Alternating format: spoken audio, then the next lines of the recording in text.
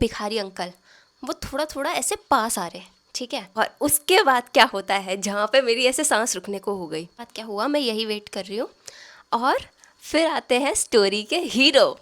Hi guys, welcome to Priya हाफा का channel. अभी मैं टाइम बताऊँ आपको, टाइम क्या हो रहा है मैं दिखाती हूँ। अभी रात के 11:30 बज रहे हैं और मैं अब जाके वीडियो बना रही हूँ, क्योंकि मैं एक इंसिडेंट के बारे में सोच रही थी और मैंने सोचा कि यार ये आप लोगों से शेयर करना चाहिए, क्योंकि एक इम्पॉर्टेंट टॉपिक है। आज ये एक स्टोरी टाइम होने वाला है। मेरी पिछले वीडियो में भी बोला था किसी ने कि आप स्टोरी टाइम करना, तो मैंने सोचा कि यार अच्छा है स्टोरी टाइम करें और मैं आपसे अपना एक्सपीरियंस शेयर करूं as I live in Delhi. जो लोग दिल्ली से नहीं है तो उनके लिए एक थोड़ा आइडिया हो जाएगा कि दिल्ली कैसा है, दिल्ली के एक्सपीरियंस कैसे होते हैं। सिर्फ अच्छे ही नहीं, जो बुरे एक्सपीरियंस है वो भी। लेकिन जो मेरी स्टोरी है वो कुछ ऐसे नेगेटिव नहीं है, मतलब उसमें नेगेटिव पार्ट है बट जो पॉजिटिव चीज़ है मैं वो बताना चाहती हूँ, ताकि मोस्टली लोग वैसा करें। तो स्टोरी शुरू होती है जब मैं स्कूल से पास आउट हो गई थी और मैं एक कोचिंग में जाती थी जहाँ पे मेरी क्लासेस चलती थी आर्ट की। तो मैं वहाँ जाती थी और वो मेरे घर से काफ़ी दूर था, मतलब कि 1.5-2 घंटे मेरे को आराम से लग जाते थे। मेरे घर से थोड़ा सा दूर था और मुझे सिर्फ बस से आना जाना करना आता था, वो भी मेरे को बस 1-2 रूट पता थे, क्योंकि पूरे स्कूल लाइफ मेरी ऐसे गई है कि मैं वैन में आती थी, वैन में जाती थी। तो मेरे को बाहर का कुछ ऐसे पता नहीं चला कि कौन सी बस कहाँ जाती है, कौन सा रूट होता है। और मेट्रो तो भूल ही जाओ, मेट्रो में तो मैं 1-2 बार गई थी। बेसिकली मेरे को मेट्रो से जाना नहीं आता था और जो मैं बस से आना जाना करती थी वो मेरे को बस एक ही रूट पता था कि मेरे घर से उस कोचिंग तक का। तो मेरे को बस वहाँ तक का रूट पता था और कौन सी बस जाएगी, कि इतने नंबर की बस जाएगी और इस वाले बस स्टैंड से जाएगी, मुझे बस इतना पता था। को अपने घर से दिल्ली में एक जगह है साउथ एक्स, मेरे को वहाँ तक का पता था कि कौन से नंबर की बस जाती है, कितने टाइम पे आती है और कौन से बस स्टैंड से जाती है, कौन से बस स्टैंड से मेरे को बस पकड़नी है। बस मुझे इतना पता था और कुछ भी नहीं, ठीक है। तो एक दिन क्या हुआ कि हम सब चले गए कहीं और, किसी और जगह कुछ पेंटिंग वगैरह देखने, एक एग्जीबिशन देखने। पेंटिंग वगैरह देखी, सारे बच्चे साथ में थे तो मैं भी उन्हीं के साथ चली गई। तो जाने की टेंशन नहीं थी कि कैसे जाना है, तो अपना मस्त घूमा फिरा, मज़े करे, पेंटिंग्स वगैरह देखी। और उसके बाद 4:30-5 बजे हम वापस घर को जाने का टाइम हो गया, ठीक है। तो सारे बच्चे अपने अपने घर जा रहे थे, अब रहते सब अलग अलग जगह है। मेरे रूट से कोई जाता नहीं है, मैं अकेली जाती हूँ। ऐसे हो गई कि यार अब मैं कैसे जाऊँगी, ठीक है। तो मेरी फ्रेंड ने बोला कि कोई बात नहीं, हम तेरे को ना रास्ते में छोड़ देंगे जो बस स्टैंड है, और तो वहाँ से अपनी बस पकड़ लियो और चली जाइयो। तो मैंने कहा ठीक है, तो फिर मैं उसके साथ चली गई। उसका तो घर आने वाला था, तो उसने बोला कि यहाँ से बस पकड़ के तो अपने वाले बस स्टैंड पर चल जाइयो। तो सुनने में तो ये मेरे को बहुत ईजी लग रहा था कि ठीक है यही तो करना है, कि यहाँ से बस पकड़नी है, अपने वाले बस स्टैंड पे जाना है और फिर वहाँ से अपने घर चले जाना है बस पकड़ के। तो वहाँ से तो मेरे को पता था सब कुछ। तो मैंने उसको बाय बाय करा कि ठीक है भाई मिलते हैं फिर वो अपने रास्ते चली गई और मैं चली गई बस स्टैंड की तरफ। तो मैं आ गई अब बस स्टैंड पे, ठीक है। वो शायद मूलचंद के एरिया के आसपास का था और मेरे को कुछ नहीं पता था। खैर उस टाइम तो मैं बच्ची भी थी थोड़ी, मतलब कि 18-19 साल की होंगी मैं, इतनी भी छोटी नहीं हूँ यार अब सोच रही हूँ तो। पर खैर मेरे को नहीं आता था इतना आना जाना, लेकिन अब मैं कर सकती हूँ आना जाना कहीं से भी, क्योंकि अब तो गूगल मैप वगैरह भी है और अब तो फ़ोन चलाना भी आता है। उस टाइम तो फ़ोन भी मेरे को नया नया मिला था, तो कैसे यूज़ करना है गूगल मैप वगैरह कैसे देखते हैं, मेरे को कुछ नहीं आता था ये सब कुछ। तो अब मैं इस बस स्टैंड पे आ गई। मैंने कहा ठीक है अब यहाँ से मैं दूसरे स्टैंड के लिए बस पकड़ लूँगी और फिर जाते हैं हम अपना घर। थोड़ी थोड़ी शाम भी हो गई है और मेरे को ऐसा है कि मैं अपना 7:30 बजे से पहले पहले मैं अपने घर पे पहुँच जाऊँ, और जाने में मेरे को लगते हैं 1.5 घंटा 2 घंटा।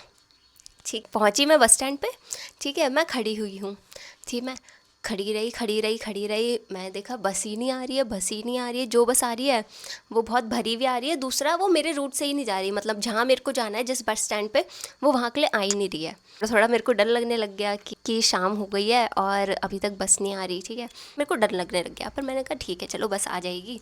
खड़ी रही, वेट कर रही थी। उसके बाद क्या होता है, असली डर मेरा यहाँ से शुरू होता है। क्या हुआ कि मैं बस स्टैंड पे बस का वेट कर रही हूँ और 3-4 लोग हैं जिनकी बस आ रही है जा रहे हैं। तो ऐसे लोग चलते फिरते हैं, कोई परमानेंट नहीं रुका हुआ है, क्योंकि मेरी तरह कोई नहीं है कि जिसकी बस ना आ रही हो, ठीक है। सब आना जाना ऐसे लगा पड़ा है लोगों का। बस मैं ऐसे खड़ी हुई हूँ, जो मैं बहुत टाइम से खड़ी हुई हूँ और मैं बस का वेट कर रही हूँ। बस स्टैंड पे ऐसे खड़ी हुई और मैं ऐसे नज़रें घुमा रही, तो वहाँ पे एक अंकल जो कि भिखारी थे, ये भिखारी अंकल है, आ गए बस स्टैंड पे। मोस्टली बस स्टैंड पे ऐसे लोग बैठे रहते हैं जो भिखारी वगैरह होते हैं, तो वो खड़े हुए हैं वहाँ पे। मैं अपना बस का वेट करे जा रही हूँ कि कब बस आएगी और मैं कब जाऊँगी। उसके बाद क्या हुआ, अब यहाँ से मेरे को डर लगना शुरू होता है। क्या हुआ कि वो जो अंकल थे, वो भिखारी अंकल, वो थोड़ा थोड़ा ऐसे पास आ रहे, ठीक है, मेरी तरफ। और मेरे को ऐसे साइड आइज से दिख रहा है कि वो अंकल मेरे पास आ रहे हैं। लेकिन ऐसा मैं दिखाऊंगी थोड़ी कि मैं डर रही हूँ या फिर मैं कुछ भी, मैं ऐसे यूँ करके ऐसे नज़रें घुमा के और थोड़ा सा ऐसे साइड हो गई, ठीक है। फिर वो अंकल रुक गए। ऐसे डर हो गया कि अब कहीं और पास ना आते रहे या फिर कुछ ऐसे सीन वीन ना करे, ये डर लग रहा था मेरे को। ऐसे खड़ी हुई हूँ, वो अंकल थोड़ा सा और पास आए। अब मुझे बहुत ज़्यादा डर लगने लग रहा है क्योंकि मेरे को पता चल रहा है कि वो अंकल मेरे पास आए जा रहे हैं, वो भी भिखारी अंकल, जिनका होलिया भी ऐसे डरावना सा है। जो लोग होते हैं ना कि नहाए नहीं होते हैं और बड़े बड़े बाल होते हैं उनके, वैसे वाले अंकल वो धीरे धीरे मेरे पास आए जा रहे हैं, ठीक है। और मेरे को डर लग रहा है बहुत तेज़, लेकिन मैं किसी को बोल भी नहीं सकती।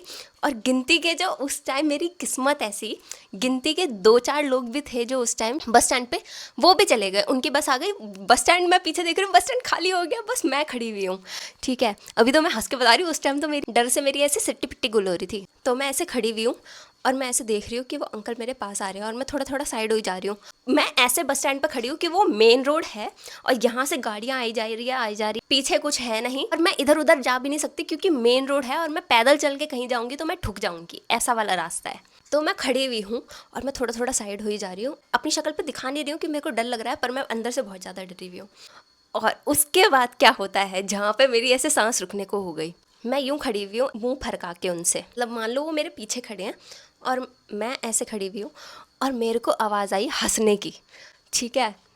और वो हे करके वो मेरे इतने पास खड़े हुए। और उसके बाद जो मेरे को डर लगा, मैंने कहा अब मैं क्या करूँ। और मैं यूँ देख रही हूँ और मेरे को हंसने की आवाज़ आई, मैं पीछे मुड़ी, वो मेरे इतने पास खड़े हुए। मैं ऐसे हो गई, भाई अब मैं क्या करूँ, मैं किसको आवाज़ लगाऊँ, कोई है नहीं। इधर खड़ी हुई थी और इधर तक बस स्टैंड था, तो मैं इस कोने से इस कोने पे चली गई, ठीक है। बस इतना ही कर सकती थी मैं उस टाइम पे। साइड में एक दुकान थी चाय वाले, शायद किसी अंकल की, लेकिन वो दुकान भी बंद थी, वहाँ पे कोई था नहीं, बस वो दुकान थी। पहले मैं ऐसे जाके देख रही, मुझे दुकान दिखी, मैंने सोचा यहाँ पे कोई होगा, पर वहाँ पे कोई था ही नहीं, ठीक है। तो मैं बस खड़ी हो गई, अब मैं कुछ नहीं कर सकती, मैं बस खड़ी होके ऐसे ऐसे डर के, और मैं साइड में देख सकती हूँ बस, ठीक है। और सब ऐसे सोच रहे होंगे कि बोल क्यों नहीं देते, कि उन पे चिल्ला दो या फिर स्ट्रिक्ट होके बोल दो कि क्या कर रहे हो, दूर रहो। इस टाइम पे ऐसा कुछ नहीं होता है, जब ऐसी सिचुएशन हो रही होती है ना, काश इतनी हिम्मत आती, लेकिन उस टाइम पे नहीं आती। तो मैं कुछ बोल भी नहीं पा रही, मैं कुछ कर नहीं सकती, मैं भाग नहीं सकती इधर उधर, मैं खड़ी हुई हूँ। ऐसे देख रही हूँ कि उधर को, कि वो अंकल फिर से तो नहीं आ रहे, तो मैं देख रही हूँ कि वो इधर को ही आ रहे हैं फिर से। अब मैं इधर खड़ी हुई तो अंकल भी इधर को आ गए, अब मैं वापस से इधर आ रही हूँ तो अंकल इधर को आ रहे हैं। मतलब मैं बस स्टैंड पे, ठीक है, 5-5:30 बजे मैं इधर उधर कर रही हूँ और मेरी बस आने को नहीं हो रही है, ठीक है। वेट करी जा रही हूँ कि अब मेरी बस आ जाए, अब मेरी बस आ जाए, या फिर कुछ जाना पहचाना नंबर आ जाए जो मेरे को पता चल जाए कि मेरे को यहाँ से यहाँ तक जाना है। आ ही नहीं रही है, ठीक है। मैं वेट कर रही हूँ बस का और मैं इधर उधर हो जा रही हूँ क्योंकि वो अंकल मेरे पीछे इधर उधर हो जा रहे हैं और वो हंस रहे हैं। अब हंस रहे तो मेरे को और डर लग रहा है कि मेरे को आके कुछ बोल ना दे या फिर कुछ ऐसे झपट्टा ना मार दे, कुछ करना दे, मेरा फ़ोन ना छीन के भाग जाए, कुछ भी।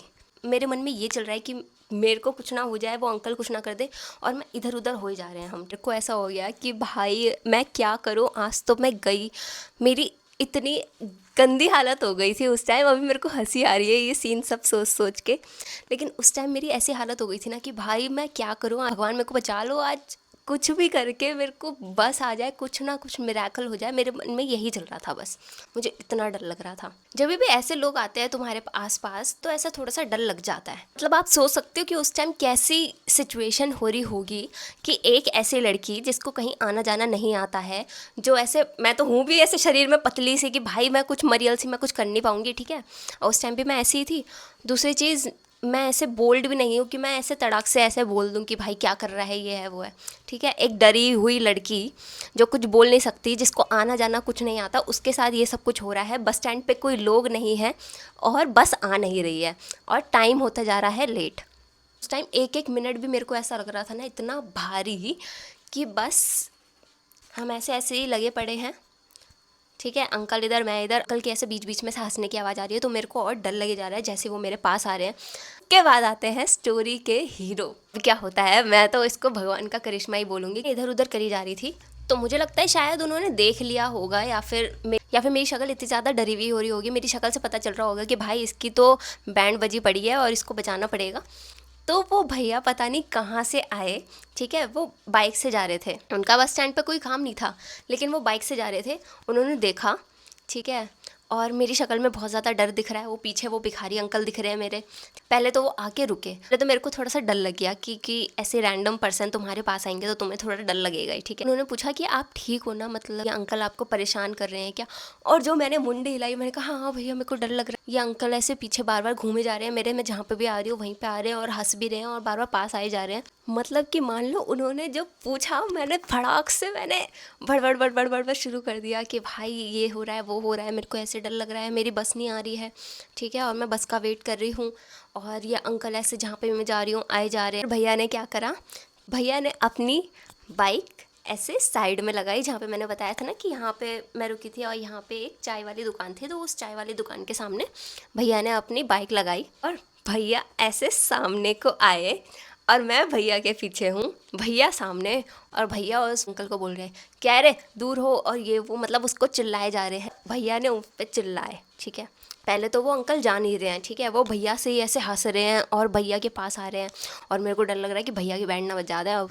वो मैं भैया के पीछे खड़ी हूँ कि अब तो भैया संभाल लेंगे, तो वो भैया उस आदमी से लड़ रहे हैं, मैं पीछे खड़ी हुई हूँ डर के और मैं अपनी बस का वेट कर रही हूँ कि बस आ जाए बस आ जाए।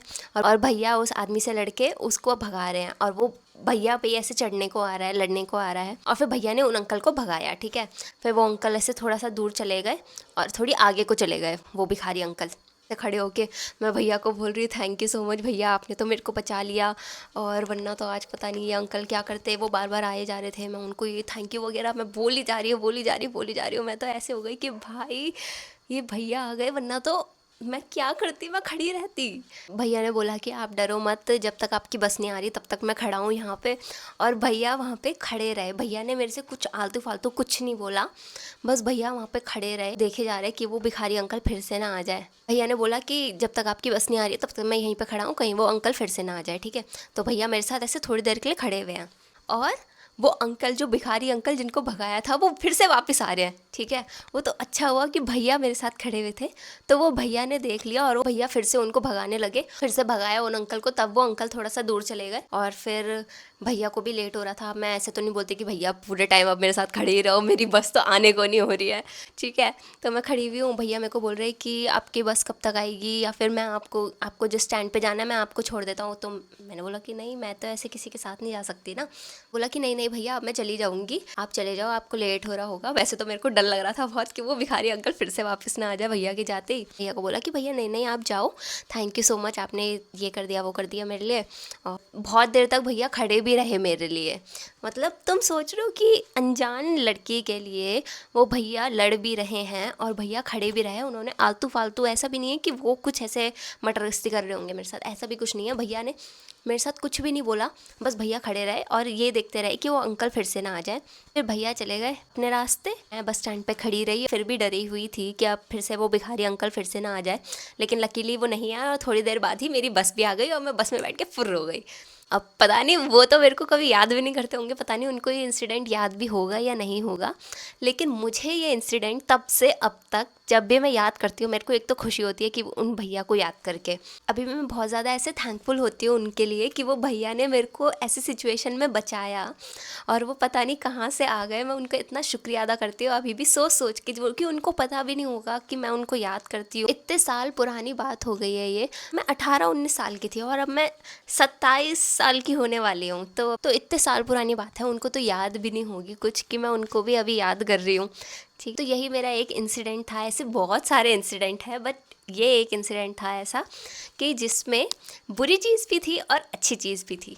तो मैं बस ये बोलना चाहती हूँ इस इंसिडेंट के थ्रू, ऐसी स्टोरी में अगर किसी का पार्ट बनो तो वो भैया वाला कैरेक्टर प्ले करो। कि अगर आपके सामने कोई ऐसी लड़की है जो कि डेंजर में है, जो कि आपको पता चल रहा है कि लोग वहाँ पे उसके आसपास अच्छे नहीं हैं, तो उसके जाके हेल्प कर लो और एक ऐसा कैरेक्टर ही प्ले करो जैसे उन भैया ने करा था, ताकि आपको पूरी लाइफ टाइम वो लड़की याद रखे और एक अच्छे तरीके से याद रखे। जितने भी ये लड़के देख रहे होंगे ये वीडियो या फिर अंकल देख रहे होंगे या फिर भैया देख रहे होंगे, जो भी कोई देख रहे होंगे, अच्छा वाला कैरेक्टर प्ले करो और किसी की स्टोरी में वो बैड कैरेक्टर मत बनना, वरना पूरी ज़िंदगी गालियाँ सुनोगे। क्योंकि ये बहुत कॉमन है, लड़कियों के साथ ऐसी चीज़ें होती रहती है कि वो कभी भी किसी भी डेंजर में फंस जाती है। अगर वो बस में जा रही होंगी तो बस में उनके साथ कुछ चीज़ें हो जाती है, स्टैंड में होगी तो बस स्टैंड में ऐसी चीज़ें होती रहती है, मेट्रो में होंगी तो मेट्रो में ऐसी रहती है। कहीं पे भी हो, मुझे तो ऐसा कोई नहीं मिला आज तक कि जिसने ऐसा बोला हो, कोई भी लड़की ऐसी हो कि जो बोलती हो कि नहीं मेरे साथ ऐसा नहीं हुआ है। सब ने ये चीज़ फेस करी होती है। तो इसलिए मैं लड़कों को बोलना चाहती हूँ कि कभी भी ऐसी चीज़ हो तो लड़की की हेल्प करो। पहले तो ऐसी सिचुएशन आनी ही नहीं चाहिए। किसी भी इंसान को ऐसा नहीं होना चाहिए कि कोई भी लड़की या फिर कोई भी औरत उसकी वजह से डर फील कर रही है, या फिर कोई लड़का भी उसकी वजह से डर फील हो रहा है, उसकी वजह से ऐसी सिचुएशन आ रही है। ऐसा कभी सीन होना ही नहीं चाहिए, बट फिर भी कुछ लोग होते हैं ऐसे। ये सैड रियलिटी है कि ऐसी चीज़ें होती है और बहुत ज़्यादा कॉमन है। तो बस यही थी एक मेरी छोटी सी स्टोरी। ऐसे बहुत सारी स्टोरी है। एक पता है, दिल्ली में तो ऐसी चीज़ें होती रहती है। मेट्रो स्टेशन कौन सा सेफ़ है? मेट्रो स्टेशन में मैं एक बारी बैठ रखी थी और मुझे तो हंसी आती है वो सोच के। मेट्रो स्टेशन में मैं एक बारी बैठ रखी थी और एक बंदे ने क्या करा, मैं बैठ रखी हूँ, मैं अपनी फ्रेंड का वेट कर रही हूँ और यहाँ पे एक लड़का आके बैठता है, एक बड़ा लड़का, ठीक है, भैया टाइप आके बैठता है और उसने अपना फ़ोन यूँ मेरे आगे रख दिया, ठीक है, यूँ मेरे आगे रख रहा है। और मैं ऐसे कर रही हूँ कि मेरे को अपना फ़ोन क्यों दिखा रहा है, और उसमें फिर मेरे को इशारे कर रहा है नंबर। अब मैंने कहा मैं ऐसे नहीं नहीं और मैं भाग गई, ठीक है।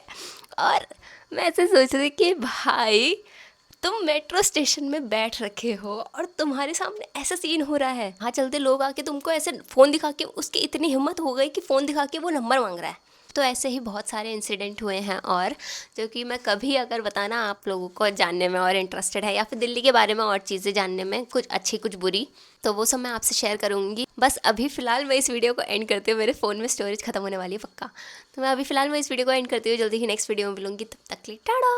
और जो मैंने मैसेज दिया है उसको याद रखना, किसी भी स्टोरी में एक अच्छा कैरेक्टर प्ले करना, ना कि बुरा। Okay bye.